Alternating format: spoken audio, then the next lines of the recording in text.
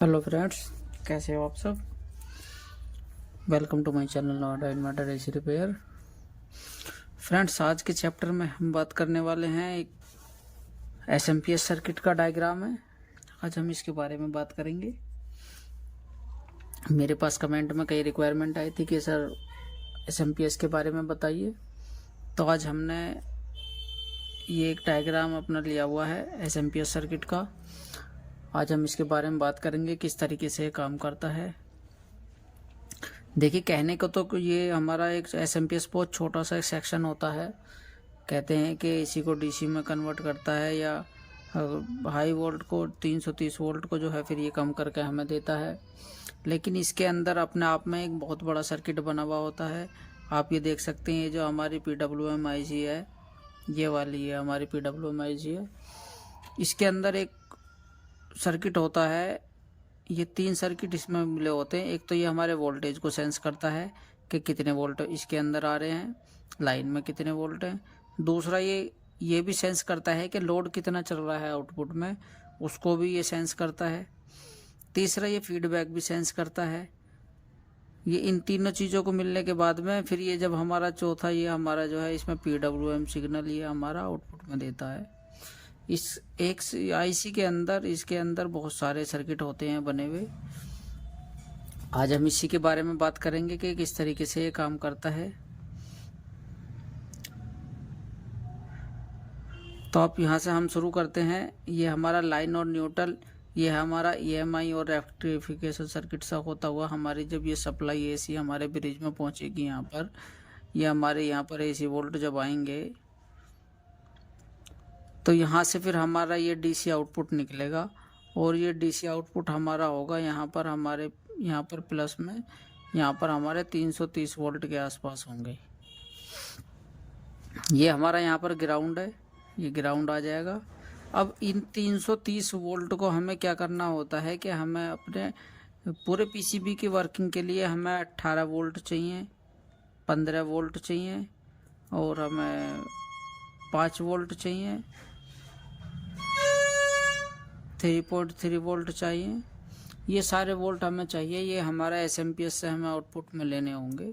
आप यहाँ पर देख सकते हैं 15 वोल्ट, 12 वोल्ट, 5 वोल्ट ये आउटपुट में देगा हमें। इसकी वर्किंग को समझते हैं किस तरीके से ये काम करता है। जब ये 330 वोल्ट हमारे इस SMT जो हमारा ट्रांसफार्मर होता है इससे होते हुए ये यहाँ पर हमारे इस मोस्फेट के ड्रेन पर आकर खड़े हो जाएंगे। ये एक हमारा मोस्फेट है, इसके अंदर 3 पिनें होती हैं। ये हमारा गेट है, ये हमारा सोर्स है और ये हमारा ड्रेन है। 3 पिनें इसके अंदर है। सोर्स हमारा लो होता है, ग्राउंड से अटैच है। ये आप देख सकते हैं यहाँ पर ये एक रजिस्टर के थ्रू हमारा ये ग्राउंड से हमें यहाँ पर सोर्स पर हमने ये अपना जो IGBT या मोस्फेट है हमने वो अपना अटैच कर दिया है। ड्रेन पर हमारे यहाँ पर इस टाइम 330 वोल्ट आकर खड़े हो गए हैं इस जगह पर। अब जब तक ये हमारा स्विच नहीं होगा मोस्फेट तब तक ये हमारा SMT काम नहीं करेगा। इसको स्विच कराने के लिए यहाँ पर ये PWM IC लगी हुई है। ये PWM IC इसको कब ऑन करेगी, जब इसके यहाँ पर फीडबैक आएगा तब ये इसको ऑन कराएगी।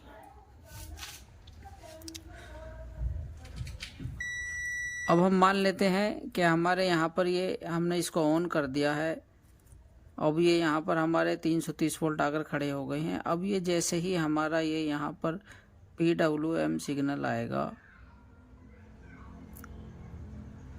जब हमारे PWM सिग्नल यहाँ पर आएगा, अब हम मान लेते हैं कि यहाँ पर हमारा ये स्विच हो गया। इसने इसको स्विच किया तो यहाँ पर क्या होगा, 330 वोल्ट हमारे यहाँ पर आ गए थे। अब ये हमारे यहाँ पर ये जब आपस में ये स्विच होगा, टच होगा, तो यहाँ से ग्राउंड हमारा यहाँ पर आ जाएगा। या हम इसको ये भी कह सकते हैं कि ये हमारा यहाँ पर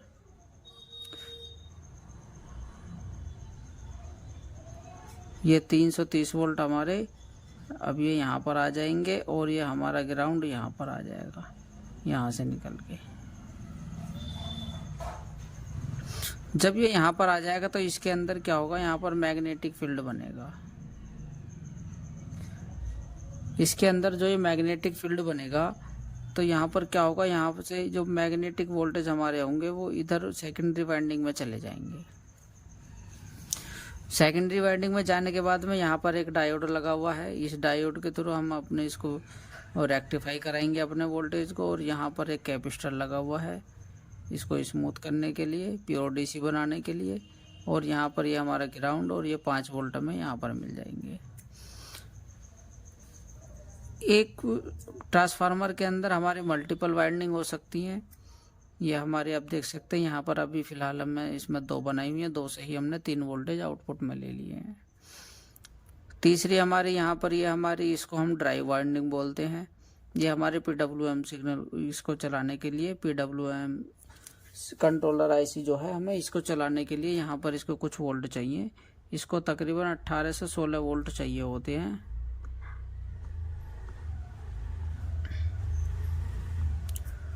18 से 16 वोल्ट इसको चाहिए।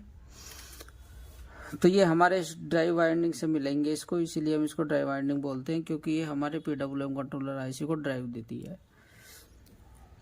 अब यहाँ पर हमारे 3 इसमें वाइंडिंग अलग अलग हैं। ये तीनों का काम अलग अलग है। एक से हमें 5 वोल्ट मिल गए हैं, एक से हमें 18 से 16 वोल्ट मिलेंगे, दूसरी से हमें 15 वोल्ट मिलेंगे। और यहाँ पर हमने ये डायोड लगाकर ये वोल्टेज ड्रॉप करा दिए और यहाँ पर हमने 12 वोल्ट ले लिए, क्योंकि 0.7 वोल्ट ये एक हमारा डायोड ड्रॉप करता है। तो ये 3 लगा दिया हमने, तो यहाँ पर हमें ये 12 वोल्ट मिल गए। अब इसके अंदर कई सेक्शन है। एक तो ये अभी हमने देख लिया कि हमारा यहाँ से PWM कंट्रोलर ने इसको सिग्नल दिया और हमारा ये ऑन हुआ और इसने मैग्नेटिक फील्ड बनाया और हमारे आउटपुट में हमें वोल्टेज मिल गई। अब इसका काम यहीं पर ख़त्म नहीं हो जाता। अभी इसके अंदर एक सेक्शन ये है, यहाँ पर एक ये फीडबैक का सेक्शन है, एक यहाँ पर ये सेक्शन है, एक यहाँ पर ये सेक्शन है। इसके बारे में अभी हम बात करेंगे। इसके अंदर अपने आप में बहुत सारे सेक्शन हैं, मैं आपसे पहले ही बता चुका हूँ इस बात को। अभी हम बात कर लेते हैं इसके बारे में।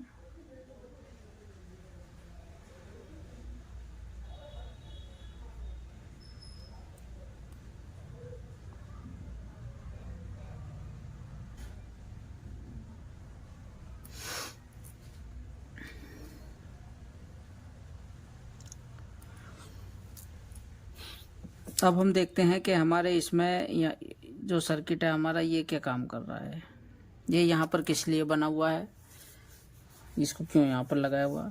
इसमें होता क्या है, जब हमारे यहाँ पर ये स्विच कराता है मॉसफेट इसको आपस में, तो जब यहाँ पर मैग्नेटिक फील्ड बनता है, यहाँ पर इसमें जब ये फील्ड मैग्नेटिक फील्ड बनेगा तो यहाँ पर क्या होता है, ये 330 वोल्ट हमारे जैसे आते हैं।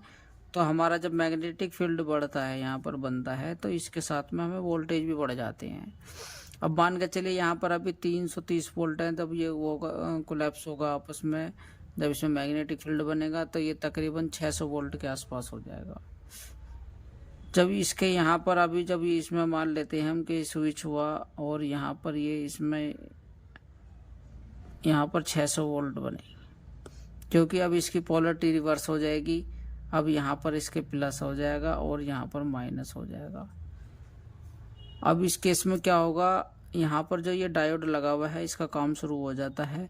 यहाँ से क्या होगा, यहाँ से जो ये प्लस के हमारे वोल्टेज हैं इस डायोड के थ्रू होते हुए और ये यहाँ पर रजिस्टर के थ्रू होते हुए इसको यहाँ पर ड्रॉप करा देगा। ये कैपेसिटर लगा हुआ है हमारे, इसकी जो भी इसमें ये हमारी जो भी इसमें नेगेटिव पल्स होंगी या कुछ भी और अलग की चीज़ें होंगी इसमें ऐड हुई उसको ये सब ख़त्म कर देगा हमारा कैपेसिटर जो होगा। इसलिए यहाँ पर ये लगा हुआ है कि ये 600 वोल्ट यहाँ पर बनने नहीं देगा, यहाँ पर हमारे 330 वोल्ट ही रहेंगे। अगर ये सर्किट हमारा यहाँ पर ना हो लगा हुआ तो यहाँ पर हमें 600 वोल्ट देखने के लिए मिलेंगे, जिससे कि हमारा यहाँ पर जो मॉसफेट लगा हुआ है ये डैमेज हो सकता है। इसलिए यहाँ पर जो है ये सर्किट हमारा बना हुआ है। इस सर्किट का काम जब भी शुरू होता है जब ये हमारा सिग्नल इसका ऑफ कंडीशन में होगा। जब ये ऑन कंडीशन में होगा तो उस टाइम तो ये जो है 300 वोल्ट इसको ये कोलैप्स करा देगा, इसमें आपस में स्विच करा देगा। लेकिन जब ये डाउन होगा तो ये वोल्ट यहाँ पर वापस जैसे ही आएंगे उस टाइम इसका काम शुरू होता है। यहाँ पर ये हमारा डायोड के थ्रू होते हुए वोल्टेज हमारे वापस चले जाते हैं। तो इस सर्किट का काम हमारा हो गया। अब हम बात कर लेते हैं इससे अगले सर्किट के बारे में। अब ये आप देख सकते हैं यहाँ पर 470 के की यहाँ पर 3 रजिस्टर लगी हुई हैं और एक यहाँ पर ये हमारी ग्राउंड से आई हुई है। ये क्या है, ये हमारी वीसेंस की पिन है। इसके अंदर ये हमारे इसके अंदर वीसेंस की पिन है। ये क्या करता है, ये वोल्टेज को सेंस करता है सर्किट हमारा। ये सेंस करेगा इनपुट में कितने वोल्ट हैं। मान के चलिए अगर इनपुट में हमारे वोल्टेज कम होते हैं तो यहाँ पर हमारे डीसी ये भी कम हो जाएंगे। तो इन्हीं को ये सेंस करने के लिए यहाँ पर सर्किट लगा हुआ है। ये सर्किट हमारा जो जैसे मैंने आपको पहले बता चुका हूँ कि ये रेफरेंस वोल्ट के द्वारा हमारा ये इसको सेंस करेगा। ये हमारा R1 हो जाएगा क्योंकि हमारी पॉजिटिव आ रही है, और ये हमारी R2 हो जाएगी। अब यहाँ पर एक डिवाइडर बनेगा हमारा, और ये डिवाइडर हमारा इस आईसी के अंदर चला जाएगा। ये इसके लिए लगा हुआ है यहाँ पर, ताकि हमारे वोल्टेज इसको पता लगता रहे आईसी को कि कितने वोल्टेज हमारे बोर्ड में या हमारे सर्किट में आ रहे हैं। अब तीसरा यहाँ पर ये जो लगा हुआ है, ये भी अपने आप में एक सर्किट है इस आईसी के अंदर। ये क्या काम कर रही है रजिस्टर यहाँ पर, ये क्या करती है यहाँ पर, ये हमारा इसे मानो आप करंट सेंस है। ये एक तरह का आउटपुट में जितना भी लोड यहाँ पर चलेगा, जितने भी मिली एम्पियर में या एम्पियर में हमारा लोड यहाँ पर चलेगा, उसको ये बताएगा कि यहाँ पर कितना लोड हमारा, जैसे हमारे आईपीएम में लगा हुआ होता है शंट रजिस्टर, ये एक तरीके से शंट का काम यहाँ पर कर रहा है। और जैसे ही यहाँ पर एम्पियर लोड बढ़ेगा आउटपुट में, तो यहाँ पर भी इसके अक्रॉस वोल्टेज ड्रॉप होंगे और ये हमारे इस आईसी में चले जाएंगे। अभी हम मान के चलते हैं कि अगर इसके अंदर वोल्टेज यहाँ पर अगर हमारा मिली एम्पियर ज़्यादा ड्रॉप आ गया, लोड इस पर ज़्यादा आ गया, मान के चलिए यहाँ पर 1 एम्पियर से ज़्यादा का लोड आ जाता है, और हमारा ये सर्किट 1 एम्पियर के हिसाब से डिज़ाइन किया हुआ है। अगर यहाँ पर 1 एम्पियर से ज़्यादा का लोड आएगा तो यहाँ पर क्या होगा, इसके अक्रॉस वोल्टेज ड्रॉप होंगे। मान के चलो यहाँ पर अगर 100 मिली वोल्ट ड्रॉप होते हैं तो इसमें क्या होगा, ये आईसी अपने आप को शट डाउन करा देगा। यहाँ से जो PWM सिग्नल हमारे जा रहे होंगे उनको ये बंद करा देगा, और इस केस में हमारा SMT काम करना बंद कर देगा, हमारा SMPS काम करना बंद कर देगा बिल्कुल।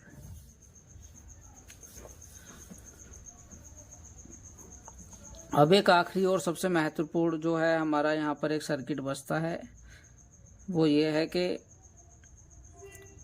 इसका फीडबैक सर्किट। अब इसके फीडबैक सर्किट के बारे में बात करेंगे। ये बहुत इम्पोर्टेंट इसका चैप्टर है हमारा। ये किस तरीके से काम कर रहा है आप इसमें देखें। यहाँ पर हमारा एक TL431 लगा हुआ है। ये हमारा एक जीना डायोड है, और ये हमारा जीना डायोड, इसको हम अपनी मर्जी के मुताबिक जितने वोल्ट का चाहे उतना बना सकते हैं। एक तरीके से हमारा वेरिएबल इसे हम कह सकते हैं। ये वेरिएबल जीनर डायोड है हमारा। जिस तरीके से हमारी वेरिएबल रजिस्टर होती हैं उसी तरह से ये हमारा एक जीनर है। इसका काम क्या है, इस सर्किट को फीडबैक प्रोवाइड कराना है, और इसको ये जो हमारा इसमें PC817 लगा हुआ है, जो हमारा ऑप्टो कपलर आईसी है ये हमारा, इसको ये ऑन करेगा और यहाँ से ग्राउंड हमारा यहाँ पर चला जाएगा। इसको पता लग जाएगा कि मेरे अंदर फीडबैक आ रहा है। ये किस तरीके से काम कर रहा है आप देखें। यहाँ पर यहाँ से 5 वोल्ट से होता हुआ ये 5 वोल्ट हमारे यहाँ आए, और ये एक रजिस्टर के थ्रू ये हमारे इसके एनोड पर चले गए PC817 के। ये हमारा PC817 ये इसके एनोड पिन पर चला गया। यहाँ पर ये 5 वोल्ट हमारे, चूँकि इसको चलाने के लिए 1 वोल्ट चाहिए या 1.1 वोल्ट चाहिए, तो इसीलिए यहाँ पर हमने करंट लिमिट रजिस्टर यहाँ पर लगा दिया 330 ओम की। इस रजिस्टर के थ्रू यहाँ पर हमारे 5 वोल्ट आ गए हैं। अब हमें यहाँ से इस सर्किट को कंप्लीट करने के लिए यहाँ पर ये ग्राउंड है हमारा, इस पर ग्राउंड जाना चाहिए। ये कैसे जाएगा, तो आप यहाँ पर देख सकते हैं कि यहाँ पर हमने एक ये हमारी रजिस्टर लगी हुई है। ये हमारी 10K की रजिस्टर हो गई, और एक 10K की ये रजिस्टर हो गई। ये हमारी ग्राउंड से गई, और ये हमारी पॉजिटिव से आई, ये हमारी R1 और ये R2। ये हमारा यहाँ पर डिवाइडर पॉइंट हो गया। और इसको यहाँ पर हमें मिलेंगे 2.5 वोल्ट। अब इसकी हम इस पिन पर जितने भी हम वोल्टेज देंगे उतने ही वोल्ट पे हमारा ये जीनर काम करेगा। अब जैसे ही यहाँ पर ये 2.5 वोल्ट आएंगे तो ये अपने आप में सर्किट हमारा कंप्लीट हो जाएगा और ये ग्राउंड हमारा यहाँ से यहाँ चला जाएगा। अब क्या होगा, ये एलईडी हमारी ऑन हो जाएगी। जैसे ही हमारी एलईडी ऑन होगी तो यहाँ पर जो हमारा ये ग्राउंड है, ये हमारा एमीटर पर ग्राउंड लो है, तो ये यहाँ पर होता हुआ हमारे इस आईसी पर पहुँच जाएगा। हमारे इस आईसी को पता चल जाएगा कि मेरे पास ग्राउंड आ गया है। और यहाँ पर इसमें ये जो आईसी है यहाँ पर 2 वोल्ट पर काम करती है। इसका जो फीडबैक है ये 2 वोल्ट पर काम करता है। इसके अंदर यहाँ पर 2 वोल्ट होते हैं। अब जैसे ही यहाँ से ग्राउंड इसके पास जाएगा, इसको पता लग जाएगा कि मेरा जो है फीडबैक काम कर रहा है, कि फीडबैक में इतने वोल्टेज हैं यहाँ पर और मुझे इतनी जो है इतनी बार इसको मॉसफेट को ऑन ऑफ कराना है। इस तरीके से ये पूरा सर्किट हमारा काम करता है। एसएमपीएस सर्किट है ये, मैंने आपको बताया, अपने आप में एक बहुत बड़ा चैप्टर है। अगर इसके बारे में बात करेंगे तो बहुत लंबी बातें भी हो जाएंगी। इसके अंदर ये सबसे मेन चीज़ है ये आईसी। इस आईसी को देखो कितनी चीज़ें चाहिए। एक तो इसको फीडबैक चाहिए, एक इसको वीसीसी चाहिए, इसको चलने के लिए कुछ तो वोल्टेज इसको भी चाहिए अपने। यहाँ पर ग्राउंड हो गया, ग्राउंड भी चाहिए इसको। एक इसको जो है हमारा ये वोल्टेज सेंस करेगी, वी सेंस हो गया। दूसरा ये हमारा आई सेंस हो गया। इसके अंदर 1 2 3 4 5 सर्किट इसके अंदर है, इस एक आईसी के अंदर। ये हमारा पीडब्ल्यूएम कंट्रोलर आईसी है। तो आपने देखा इसमें किस तरीके से ये हमारा एसएमपीएस काम कर रहा है। अगर आपके सामने कोई भी दिक्कत आती है, अगर आपके सामने मान कर चलिए कि वोल्टेज यहाँ पर कम या ज़्यादा आ रहे हैं, इस वोल्टेज को प्रॉपर करने के लिए आपको सबसे पहले अपना फीडबैक सर्किट चेक करना है। इसके TL 431 पर हमें यहाँ पर 2.5 वोल्ट होने चाहिए। दूसरा, हम अपना ऑक्टोकपलर भी चेक कर सकते हैं कि इसकी एलईडी हो सकता है इंटरनली ख़राब हो, इसको भी चेक करना है हमें, अगर आउटपुट में हमें वोल्टेज सही नहीं मिल रहे हैं। और दूसरी बात यह है, मान के चले कि हमारी आईसी ये ख़राब हो जा रही है, आईसी फटी हुई है या हमारा मॉसफेट फटा हुआ है, तो आपको इस सर्किट को चेक करना है।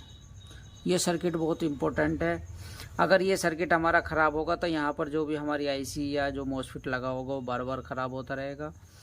इस केस में अगर आपके पास में कोई चीज़ अगर ख़राब आती है कि उसका मॉसफेट फट रहा है या आईसी फटी हुई है या जली हुई है, तो आपको सबसे पहले इस सर्किट को चेक करना है। ये सर्किट बहुत ज़रूरी है ठीक होना। ठीक है फ्रेंड्स, आज की वीडियो में इतना ही। मिलते हैं अगली वीडियो में, तब तक के लिए धन्यवाद।